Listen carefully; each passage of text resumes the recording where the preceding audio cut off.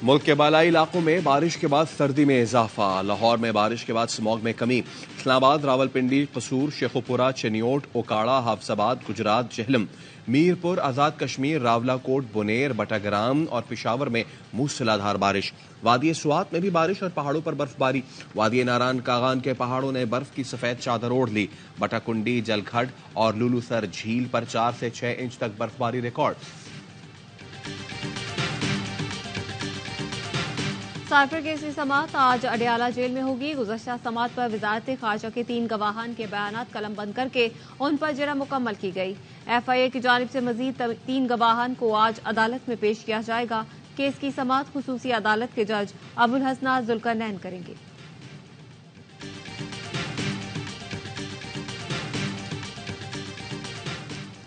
Israeli फौज के मगरबी किनारे पर हमले तेज। जनीन पनाह गुजीन कैंप पर धावा। कैंप के दाखिली और खारजी रास्तों पर स्नाइपर्स तैनात कर दिए। लोगों के घरों में घुसकर तोड़ फोड़ की। रिहायशी इमारतों और गलियों में फायरिंग से 11 फलस्तीनी शहीद हो गए। शाती कैंप पर बमबारी में फास्फोरस बॉम्ब इस्तेमाल किए गए। सेहूनी फौज की इंडोनेशिया अस्पताल के अतराफ में शदीद बमबारी। बड़े पैमाने पर नुकसान का खदशा। बच्चों का अस्पताल नसर इसराइली हमलों के बाद बंद। नन्ही जिंदगियां दांव पर लग गईं।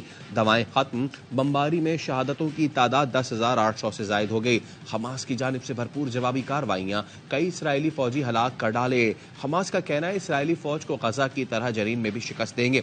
गली कूचों में दू बदू लड़ाई जारी। मुजाहिदीन का रॉकेट हमला। गाड़ी में छुपे सेहूनी फौजी हलाक कर दिए।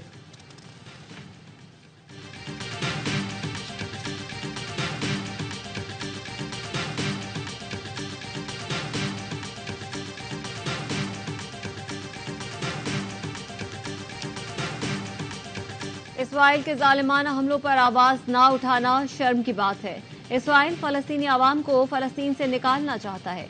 अक़वाम मुत्तहिदा में मुस्तकिल पाकिस्तानी मंदूब मुनीर अकरम की ARY न्यूज़ से खुसूसी गुफ्तगू। कहा, नाजायज कब्जे के जरिए ग्रेटर इसराइल का मंसूबा बना रहा है। इसराइल की जंगी जराइम का एहतसाब होना जरूरी है। गजा का मामला पूरे खित्ते को अपनी लपेट में ले सकता है।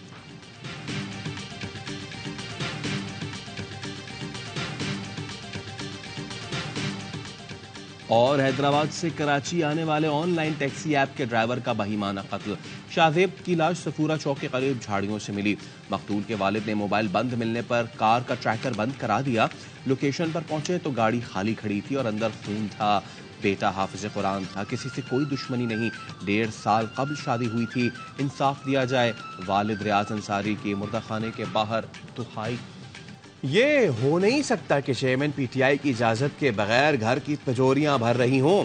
पंजाब की लूटमार का पैसा आपके घर में पड़ा है। इसका मतलब है करप्शन में आप शामिल हैं।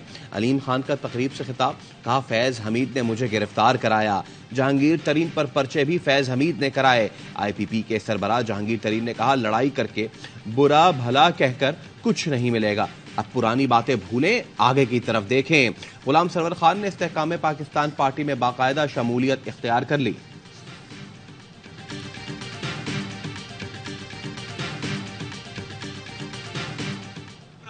बुशरा बीबी का जरिया आमदन ये था कि पंजाब के सूबे से अरबों रुपया कमाओ। महंगाई को रोकते हैं। महंगाई में इजाफा इसलिए हुआ कि आप लोगों ने कौम का पैसा हड़प कर लिया। फराज शहजादी को फौरी वापस आना चाहिए और एहसन जमील गुजर को कानून का सामना करना चाहिए।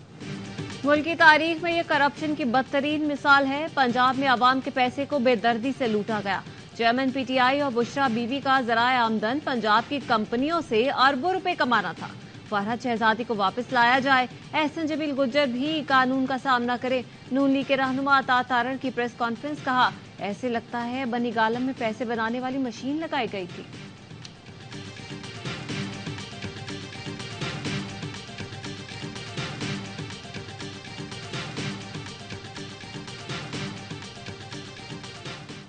चेयरमैन PTI के हाथ बंधे हुए हैं और मेरे खुले हुए। लड़ाई में मजा नहीं आता। सरबराह JU मौलाना फजल रहमान का इंटरव्यू। मौलाना ने कहा, चेयरमैन PTI कानून की गिरफ्त में है। उन्होंने रियासत मुखालिफ इक़दाम किए हैं। उन पर इलेक्शन में पाबंदी लग सकती है। अमन अमान की मौजूदा सूरत हाल में अपने हल्के में इंतखाबी मुहिम नहीं चला सकता। उन्हें इस्लामाबाद और पंजाब नजर आ रहा है तो ठीक है, इलेक्शन लड़ेंगे।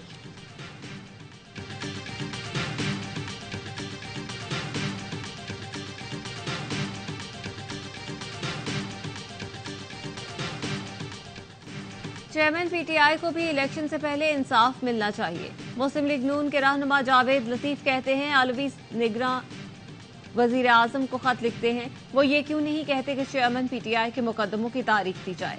क्यों नहीं कहते कि इलेक्शन से पहले आइन कानून के मुताबिक फैसले हों? 9 और 10 मई हमले में सियासी कारकुन थे या दहशतगर्द? हमलों के मास्टरमाइंड दहशतगर्द थे या एक मकबूल रहनुमा?